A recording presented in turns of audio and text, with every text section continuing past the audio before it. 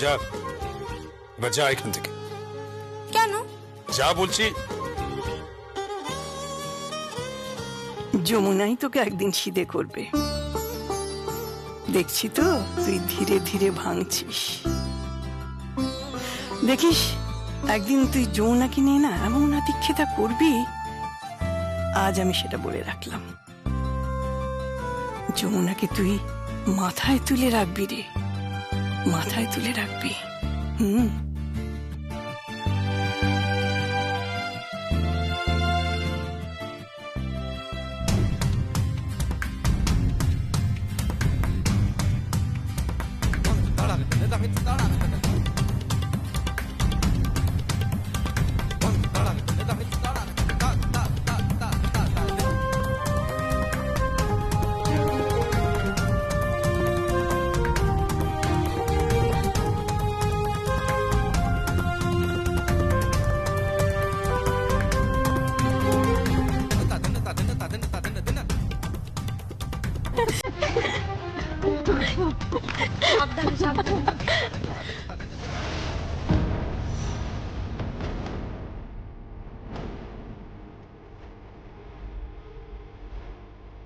তুমি এখানে কেন আসতে পারি না? হ্যাঁ আসতে পারো, কিন্তু আসার আগে তো অনুমতি নেওয়া দরকার।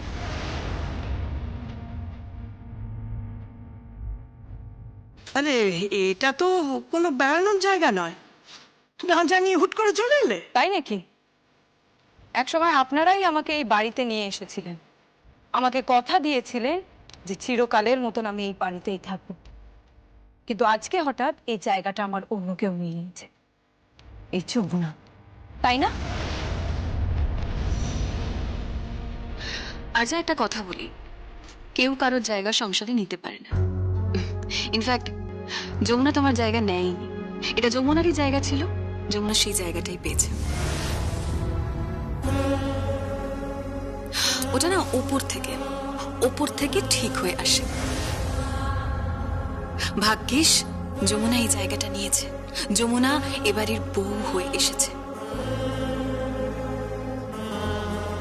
সত্যি এই মেয়েটা রূপে লক্ষ্মী, গুণে সরস্বতী,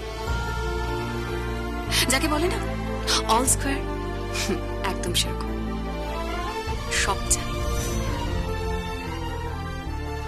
হ্যাঁ সব জানে, তবে সবচেয়ে ভালো জানে ঠাক বাঁচাতে।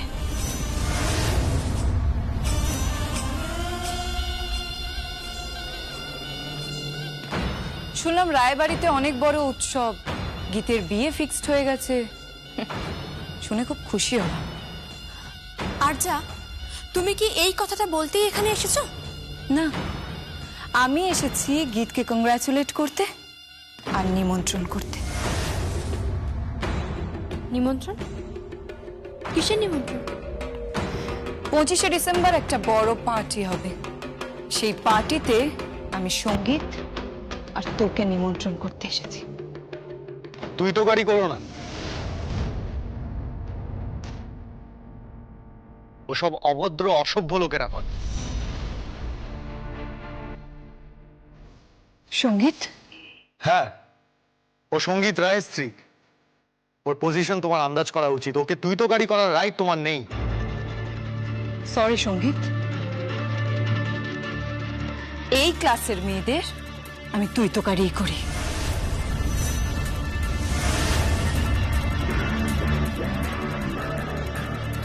তুই ঠিকই বলেছিস আজ, এরকমটাই হওয়া উচিত। তোর মতো মেয়েকেও তুই বলা উচিত। এই যমুনা,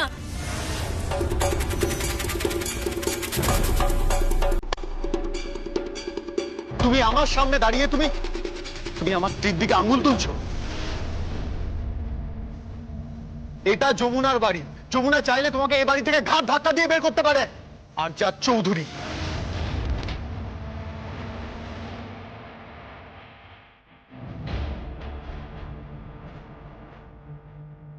সঙ্গীত তুমি এই কথা বলছো? এই কথা তুমি আমাকে বলছো? বড্ড ঝগড়ুটে মেয়ে তুমি।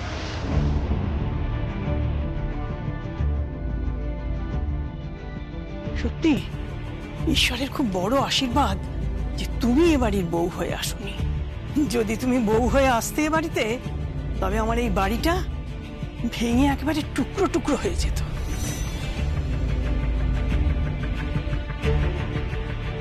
আমাদের এতদিনের এই পরিবার এখনো একান্নবর্তী হয়ে আছে।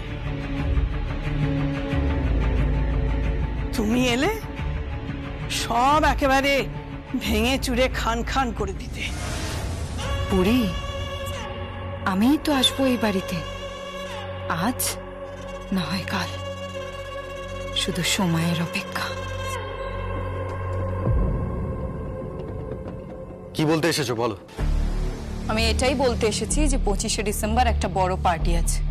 আমার বাবা অবশ্য তোমাকে ফোন করবে, সেই পার্টিতে তুমি আর যমুনা আসবে। অবশ্য যমুনা যদি ওই পার্টিতে আসার মতন উপযুক্ত হয় তাহলেই ওকে নিয়ে এসো, না হলে বেকার লোক হাসিও।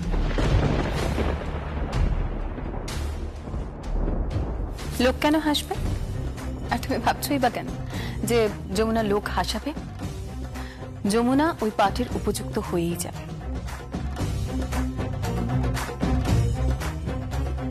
তাই নাকি? তাহলে সেটা প্রমাণ করুক। যমুনা পার্টিতে এসে সেটা প্রমাণ করুক যে ও পার্টিতে আসার উপযুক্ত।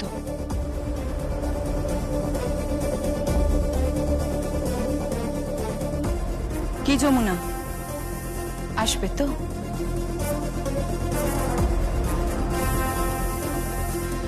অবশ্য যদি মানিয়ে নিতে না পারো তাহলে আসার দরকার নেই।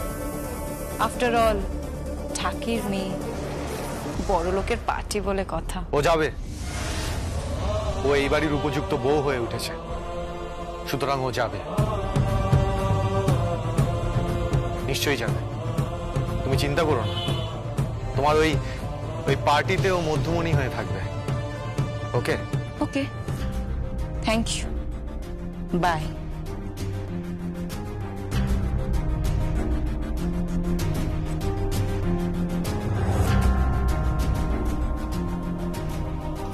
কি বললো? কি বললো? আর যাও? টোপ গিলে নিয়েছে বড় পিসি, টোপ গিলে নিয়েছে। আতে ঘা দিতেই ও পার্টিতে আসার জন্য রাজি হয়ে গেছে। পার্টিতে এসে নাকি ও প্রমাণ করে দেবে যে ও পার্টি অ্যাটেন্ড করতে পারে। আমি জানতাম যে ও আমার ফাঁদে ঠিক পা দেবে। আস্তে, তুমি এখন কথা বলিও না, এখান থেকে তাড়াতাড়ি যাও। বড় পিসি, থ্যাংক ইউ সো মাচ। আর বলছি, তুমি দেখো যেন ওরা পার্টিতে যায়। সেই নিয়ে তোমাকে ভাবতে হবে না। আচ্ছা, একদম চিন্তা করো না। যেভাবেই হোক ওদেরকে তো আমি পার্টিতে পাঠাবই। আর বড়দিন জেনে রেখে দিও, এই বড়দিনই হবে যমুনার জীবনের শেষ দিন।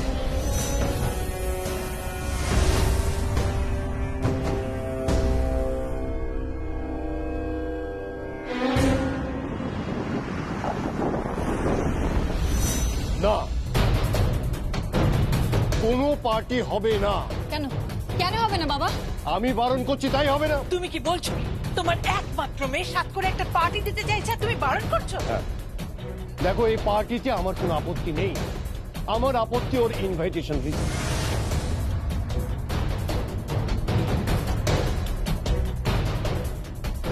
সঙ্গীত আর যমুনাকে ওই পার্টিতে ইনভাইট করেছে। তাতে অসুবিধা কোথায়? অসুবিধা কোথায় তুমি বুঝতে পারছো না? তোমার মেয়েকে তুমি চেনো না? জগদ্ধাত্রী পুজোর সময় ও কি করেছিল তা তুমি ভুলে গেছো?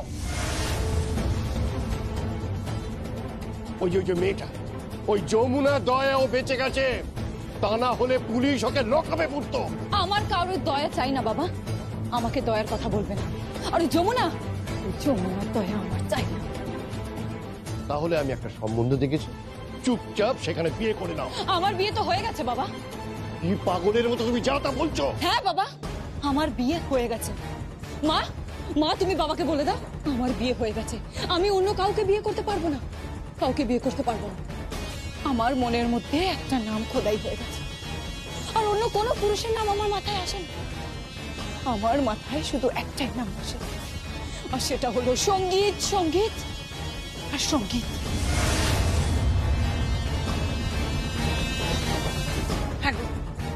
মেয়েটাকে কষ্ট দিচ্ছে কেন? ও তো কষ্ট পাচ্ছে। কাবেরী, তুমি কেন বুঝতে পারছো না? তোমার মেয়ে যেগুলো করতে চলেছে ও তাতে আরো অনেক বেশি কষ্ট পাবে। আমি কিছু করছি না বাবা। আর তুমি করছো, আর যা তুমি করছো আমি তোমায় খুব ভালো মতো চিনি, হাড়ে হাড়ে চিনে গিয়েছি তোমাকে। তোমার পার্টিতে আমার কোনো মত নেই।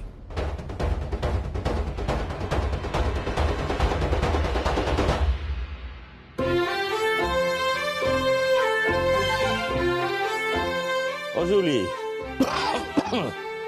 বলতিস এবার গ্রামে খুব ভালো খেজুর গুড় আর আখের গুড় হয়েছে। আমি মনে করতেছিলাম বড় কর্তার বাড়িতে যদি হাড়ি দুই পাঠাই। না, একদম না।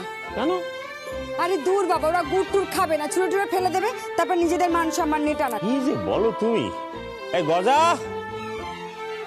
এই গজা, গজা কোথায় গেলি? হ্যাঁ বাবা। ও এই বলতিস শোন বাপ, এই ঘর থেকে আমার মোবাইলটা একটু নিয়ে দেখি যা। ও এই শিউলি, এই তোমার তো একটা কথা বলা হয়নি আমার। কি বলছিস কৃষ্ণার তো খুব ভালো একটা সম্বন্ধ হয়েছে। সম্বন্ধ? কোত্থেকে? কলকাতা থেকে। কলকাতা থেকে? হ্যাঁ, খুব ভালো সম্বন্ধ, অনেক বড় লোক বাড়ি। বড় লোক বাড়ি? কিন্তু আমার কৃষ্ণাকে দেখলো কোথা থেকে? দেখলো কোথায় দেখলো সেটা তো বলতে পারবো না, খবর টবর নিয়ে এসেছে হয়তো, কোথায় দেখেছি আমি বলতে পারবো না। সম্বন্ধ আনলো কে?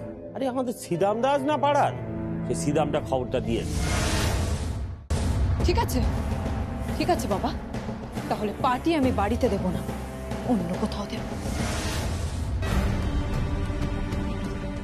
তুই পার্টি কর, আমি আছি তোর সঙ্গে, তোর যা টাকা লাগে আমি তোকে দেবো।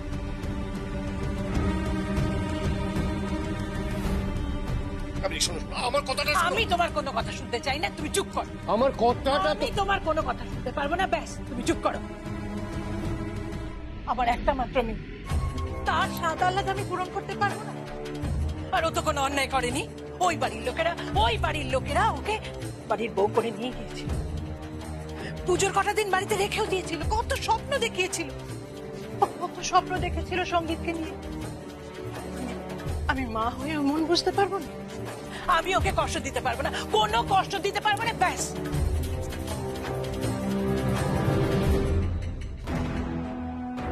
তুই পার্টি কর মা, তুই পার্টি কর, আমি তোকে যা টাকা লাগে দেব। Thank you so much, love you. Love you two.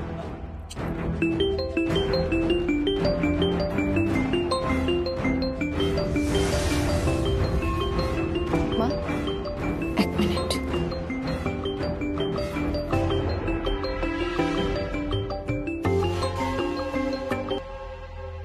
Hello, আজাব, আমার কিছু টাকা চাই। হ্যাঁ, আর কিছু টাকা লাগবে, একটু পাঠিয়ে দাও। টাকা আপনি পেয়ে যাবেন। আর শুনুন, আমার একটা পার্টি হল লাগবে, সেখানে পার্টি হবে, আর সেই পার্টিতে নিমন্ত্রিত হয়ে আসবে সঙ্গীত আর যমুনা।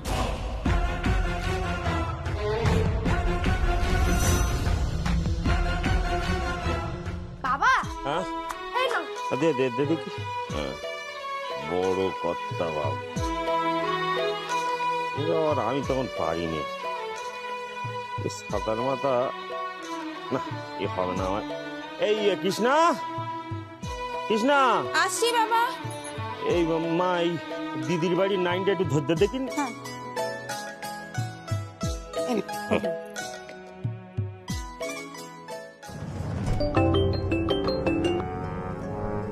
হ্যালো, হ্যাঁ কর্তা বাবু, বড় কর্তা বাবু, আমি গঙ্গা বলতি। হ্যাঁ বল।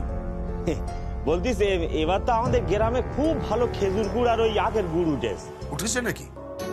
জমে গেছে?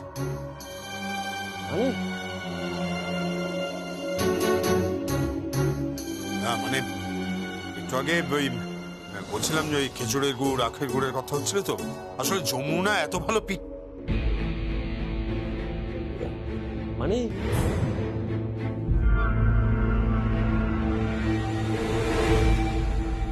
বেশ, ঠিক আছে, তাই হবে। তুমি সঙ্গীতকে নিয়ে নাও আর যমুনাকে আমার জন্য ছেড়ে দাও। চুরির অপবাদে আমি এই বাড়িতে ঘুরে বেড়াচ্ছি।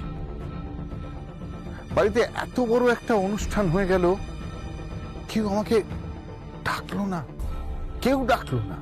বাতিলের খাতায় ফেলে দিয়েছে সকলে আমাকে, না বাতিলের খাতায়।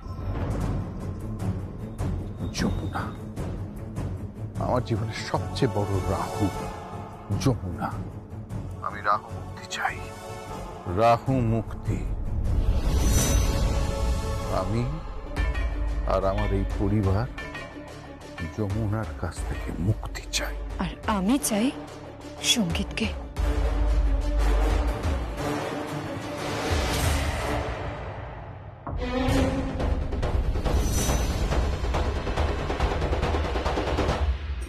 না মানে ওই মানে পিঠে একটা এমন যন্ত্রণা হয়েছে যে কি আর বলবো।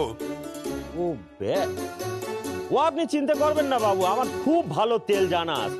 আমি যমুনারে দিয়ে দেবো, ও ভালো করে মালিশ করে দেবে, দেখবেন 2 দিনের মধ্যে কি যেন বলে ভ্যানিশ 2 দিনের মধ্যে দেখবেন সব ভ্যানিশ হয়ে যাবে একবার।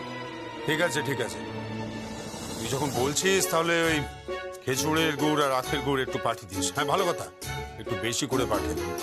ও বাবু আপনি চিন্তা করবেন না বাবু, আপনি যখন বলেছেন আমি তখন হাড়ি পাঠাবো। আরে আপনি ভালোবেসে চেয়েছেন আর আমি পাঠাবো না তা কি হয়? হ্যাঁ আচ্ছা বাবু তাহলে রাখি। না আমি করবো, ব্যবস্থা করবো। খেজুর গুড় আখের গুড় সব গুড়ির ব্যবস্থা। বাবু আপনি চিন্তা করতেছেন কেন? দরকার হয় আমার গিনির সাথে করে নিয়ে আমি চলে যাবো, দিয়ে আসবো। হ্যাঁ ঠিক আছে ঠিক আছে। বাবু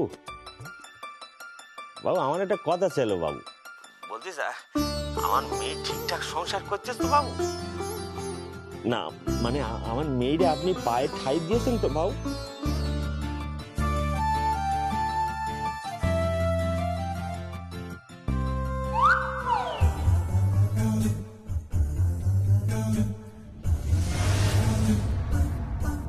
হ্যাঁ পায়ে বাবু আপনার কথাগুলো কেমন যেন নেগদিস বাবু। ঠিক আছে ঠিক আছে, কিছু না, তুই একটু গুড় পাঠিয়ে দিস তাহলে। ঠিক আছে আচ্ছা।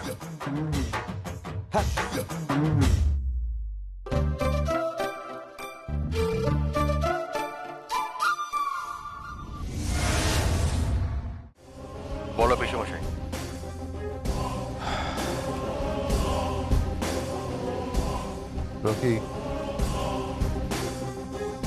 রকি, আমি আবার আমার পুরনো সম্মান ফিরে পেতে চাই।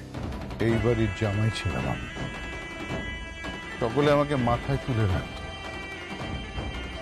আমি আমার পুরনো সম্মান ফিরে পেতে চাই রকি। সব পেয়ে যাবে, কোনো চিন্তা নেই। পার্টি তো দিচ্ছই, আর সেখানে যমুনা সঙ্গীত আসছে। বাকিটা আমি বুঝে নেব।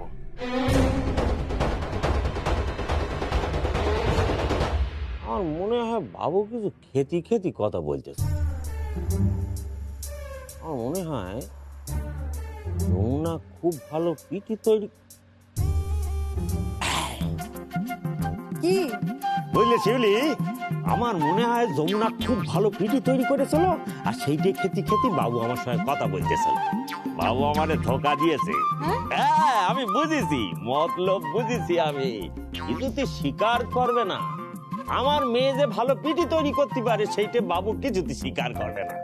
আমি কি বলে জানো? বলে আমার পিঠি ব্যথা। বাবু স্বীকার করতে লজ্জা পেতে যে আমার মেয়ে ভালো পিঠি তৈরি করতে পারে। এবার দেখো না আমিও কি করি, দেখো একবার হাড়ি গুড় পাঠাবো, আর সেই গুড় দিয়ে যমুনা মিষ্টি তৈরি করে যদি শ্বশুর মশাই রে শায়েস্তা করতে না পারে, তো আমিও গঙ্গা থাকি নাই তোমাদের বলে রাখলাম।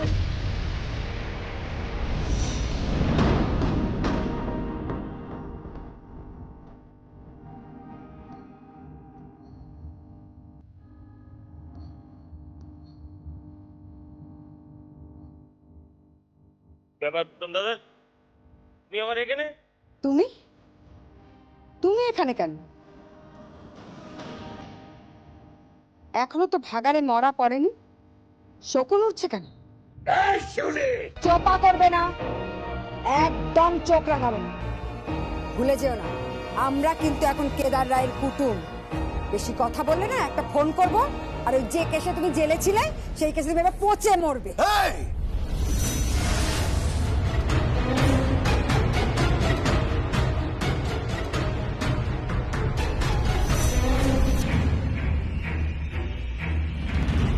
না, ঝগড়া করতে আসিনি। আর শুনলাম তোর মেয়ের নাকি ওই খুব বড় ঘর থেকে বিয়ের সম্বন্ধ এসছে। ও মা, খবরটা পৌঁছে গেছে? সে কি রে, পৌঁছবে না?